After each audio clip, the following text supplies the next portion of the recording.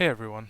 Financial advisors keep telling me the same thing. I'm wasting hours every week answering the basic client emails, office hours, forms, and process questions. It's repetitive, low value work. It keeps them from doing what they do best, advising. So, I built an automation which you can see that handles those for them.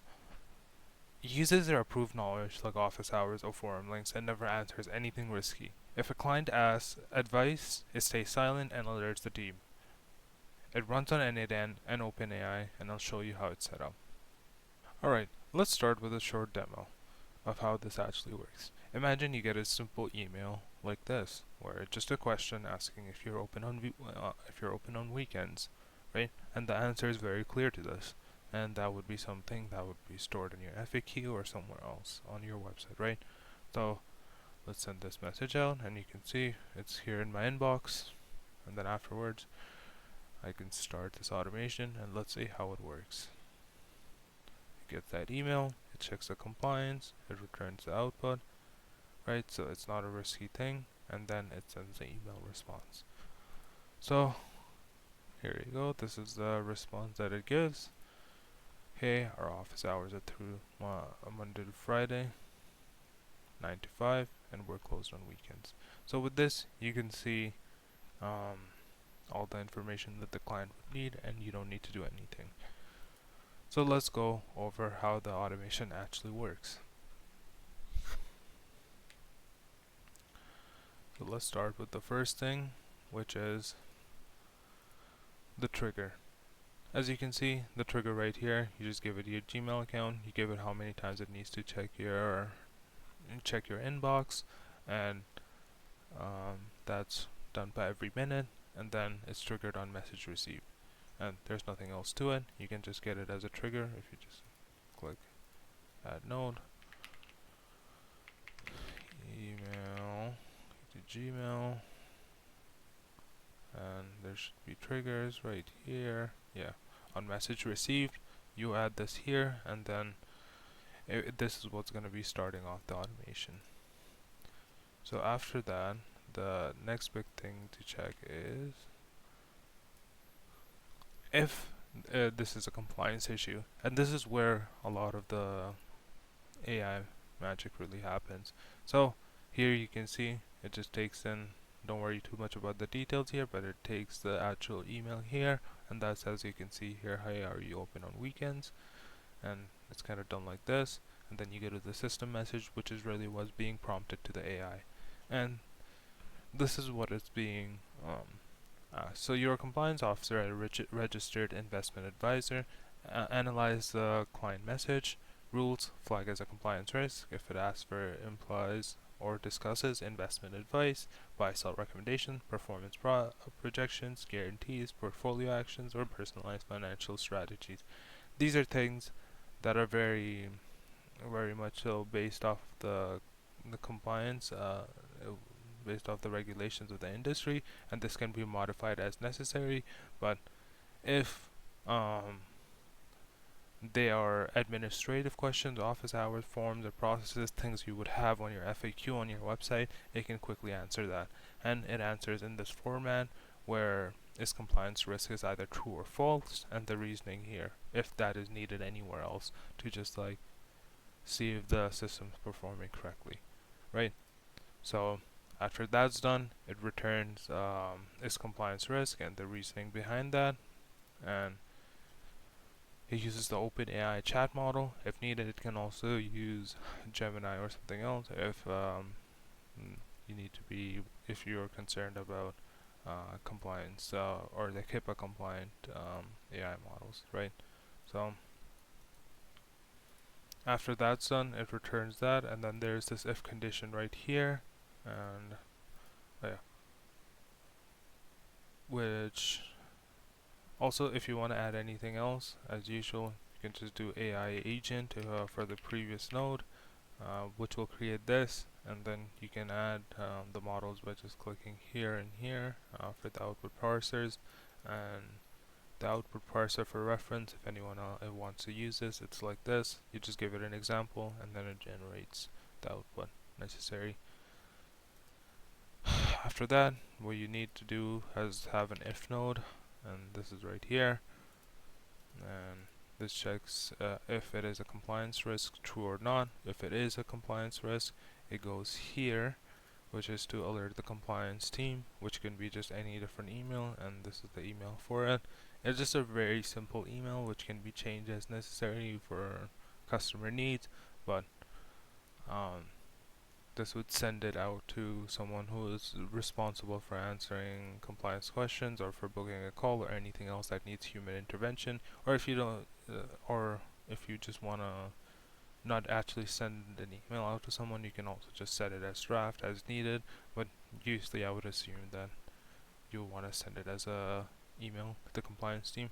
But in the case that it's not, right, it generates a safe response, right, for the questions, and these questions are very basically answered, so you can add all the facts you want here. The facts can also be taken from some other like Word or Word document or anything like that. If there's more things there that you don't want to expose on your public FAQ, you can have them in this format right here.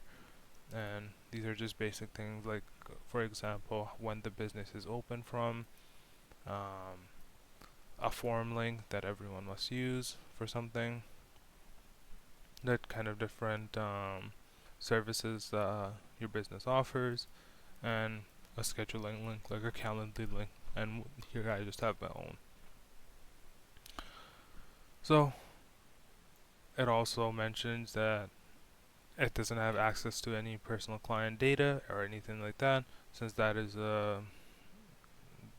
that's confidential information. We do not want to be sending that over to an AI unless we know it's being compliant with the regulations of the industry. So it's also mentioned here so that AI does not start hallucinating and thinking that it can do a lot of these different things.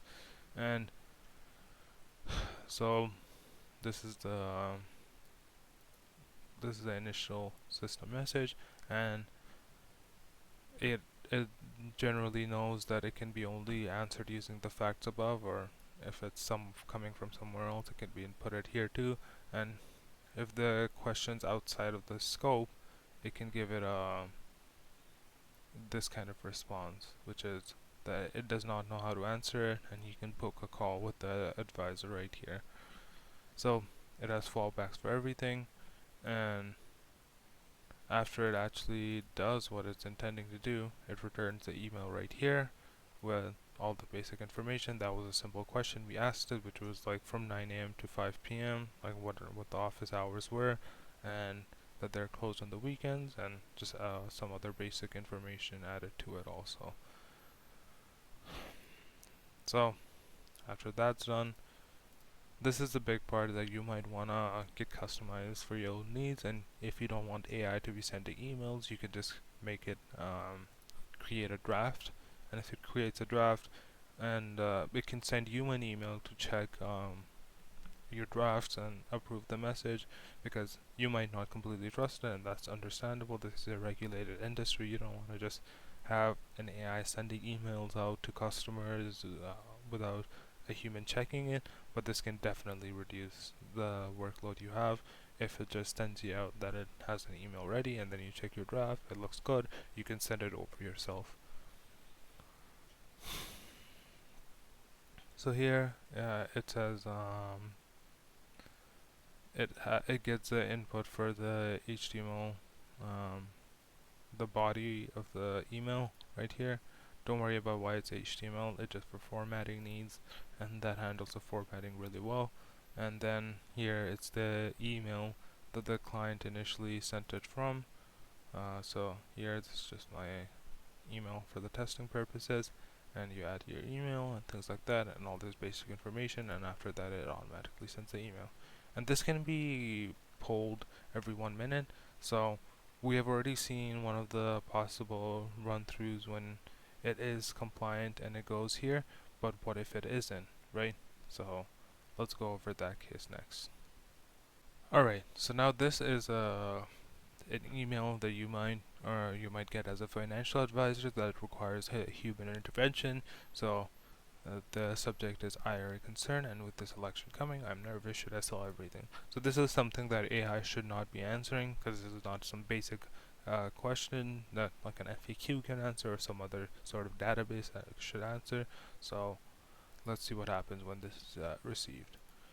So right here, you can see we can execute the workflow.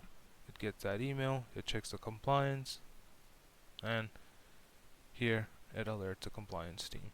So this is that other case that I was talking about. And here so for this example, I just set it to the same email that it should be alerting the person to, or alerting that advisor to look at. So, and that is being set here as some constant email that you can put in, and after that email's been received, you get something like this: manual review required. Email received that requires me a manual review from who? It's my name. And the email content is something like this, and then an advisor can actually go and check it out and make sure that the person gets the answer in person or through email or whatever means necessary. If you'd like something like this built for your business or have questions about setting it up, visit auricautomations.com and get in touch. And when you're on the website, what you can do if you want to get in contact with me is click here, book a free audit, and here's my Calendly link if you would like to book a call, or my email too, which you can find in the bottom right here. And if you'd like to see something like this again, be sure to like and subscribe and follow for more videos. Thank you.